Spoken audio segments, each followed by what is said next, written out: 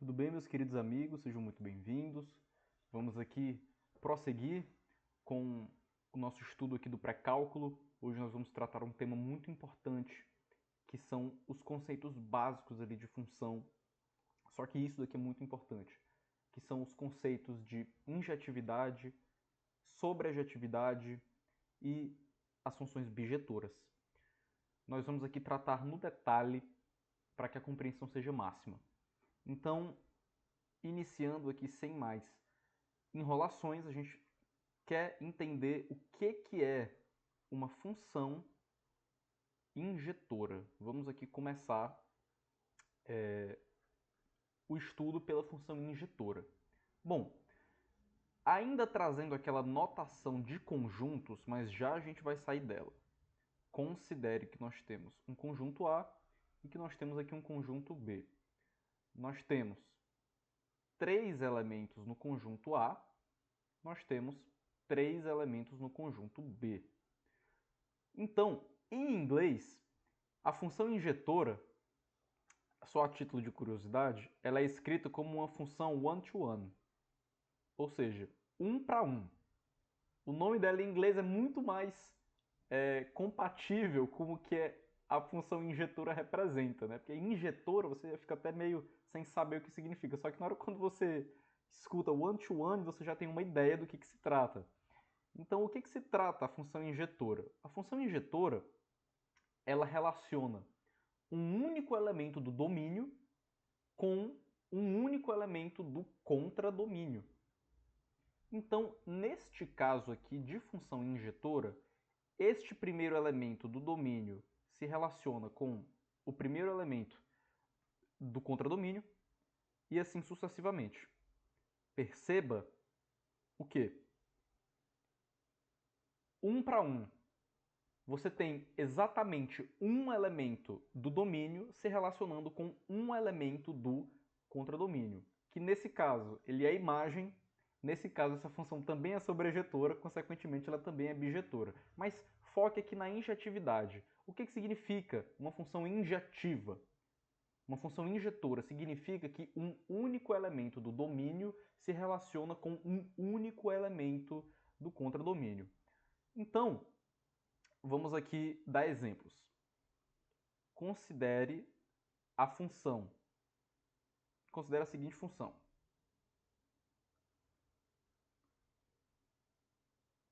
Ixi, ficou parecendo um vetor, né? É porque eu não sei como é que eu... Ah, tá aqui uma linha. Agora já foi. Não, já foi não. Deixa eu apagar aqui. Agora sim. Essa daqui é a nossa função f de x é igual a x. Essa função ela é injetora? Como que você faz para analisar isso? Para que você possa analisar com precisão se uma função ela é injetora ou não, você vai traçar linhas horizontais ao longo do gráfico. Ó, o que está acontecendo aqui? Você está vendo que essas linhas elas cortam a função em exatamente um ponto.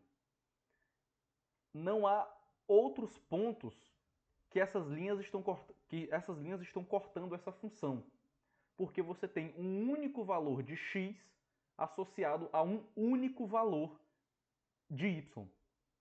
Isso é o que caracteriza a função como injetora. Vamos pegar aqui outro exemplo. Vamos pegar, por exemplo, a função exponencial.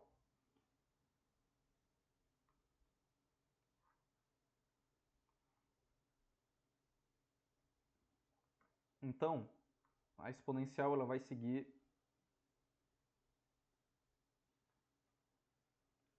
f de x é igual a e elevado a x. Mais tarde, quando a gente for ver limites, a gente vai ver que o número e ele é o limite quando x tende a infinito de 1 mais 1 sobre x elevado a x, tá bom? Esse aqui é o limite.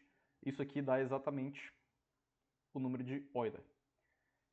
Mas aqui é só a título de curiosidade mesmo. Bom, nós temos aqui a função f de x é igual a e elevado a x. Essa função ela é injetora? Perfeitamente.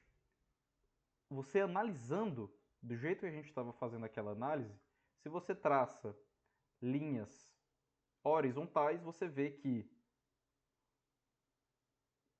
elas cortam a função em apenas um ponto. Isso é o que caracteriza uma função injetora. Vamos aqui pegar mais um exemplo.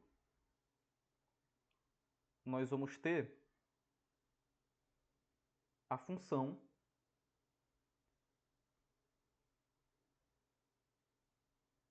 ficou meio ruim aqui, mas tá, vou deixar assim mesmo. F de x é igual a x quadrado. Essa função ela é injetora? Se você utilizar a nossa técnica, você vai ver que não.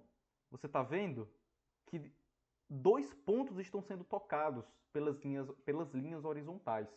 Então, por exemplo, se a gente tem a função, por exemplo, x ao quadrado, né? Eu vou escrever aqui para que a gente possa formalizar o que a gente está falando. Se eu tenho a função f de x igual a x ao quadrado, certo? Quanto que é o f de 2? É 2 ao quadrado. 2 ao quadrado é 4. Quanto que é o f de menos 2? Menos 2 ao quadrado. Também é 4. Você tem valores diferentes de x retornando a mesma imagem. Neste caso, a função não é injetora, porque você tem diferentes valores de x retornando a mesma imagem, certo? Então, como é que a gente pode provar que uma função ela é injetora? Isso aqui cai muito em todo tipo de prova possível. Para você provar que uma função ela é injetora, você tem que utilizar o seguinte argumento. F de x1 é igual a f de x2 se e somente se x1 for igual a x2. É assim que você prova se uma função ela é injetora ou não. Você está dizendo que a imagem associada ao x1 é igual à imagem associada ao x2 se e somente se x1 for igual a x2. Vamos aqui então ver um exemplo. Se eu tenho f de x é igual a 2x mais 3. Considere aqui essa função. F de x é igual a 2x mais 3. Prove que ela é injetora. Então aqui, se eu quero provar que essa função ela é injetora, então eu vou utilizar o seguinte argumento. F de x1 é igual a f de x2. Agora a gente substitui. Quanto que é o f de x1? 2x1 mais 3 é igual a 2x2 mais 3. Subtraindo 3 de ambos os lados e dividindo todo mundo por 2, a gente vai chegar que isso só é verdade se x1 for igual a x2. Ou seja, imagens iguais de valores diferentes, porque a gente assumiu que eles seriam valores diferentes, só são iguais se x1 for igual a x2. Agora vamos ver um contra-exemplo. Temos aqui, imagine a função f de x é igual a x quadrado. Prove que ela é injetora. Será que tem como provar que essa função ela é injetora? Então, como é que a gente utiliza nosso argumento? A gente vai dizer que o f de x1 é igual ao f de x2. E quem que é o f de x1? x1 ao quadrado é igual a x2 ao quadrado. Tirando a raiz de ambos os lados, a gente vai ficar que o módulo de x1 é igual ao módulo de x2. E aqui, deixa eu criar outra página. A gente caiu naquela equação do tipo módulo de x1 é igual ao módulo de x2. Ou seja, como que a gente resolve uma equação modular desse tipo? Claro, a gente ainda vai ver, mas para isso a gente tem que passar por aqui. Como que a gente resolve uma equação desse tipo? x1 é igual a mais ou menos x2, que é exatamente aquele caso que a gente viu. Por exemplo, módulo de 2 é igual ao módulo de menos 2. Então, tá vendo que você pode ter valores diferentes, só que o módulo deles é igual. Então, a gente acaba de provar que a função x² ela não é injetora, porque nós temos diferentes valores de x que vão nos retornar a mesma imagem.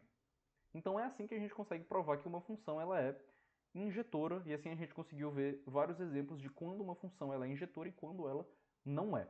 Mais tarde, num vídeo posterior, eu vou te ensinar como é que a gente vai reduzir o contradomínio, reduzir o domínio, para que a gente possa provar injetividade sobre adjetividade.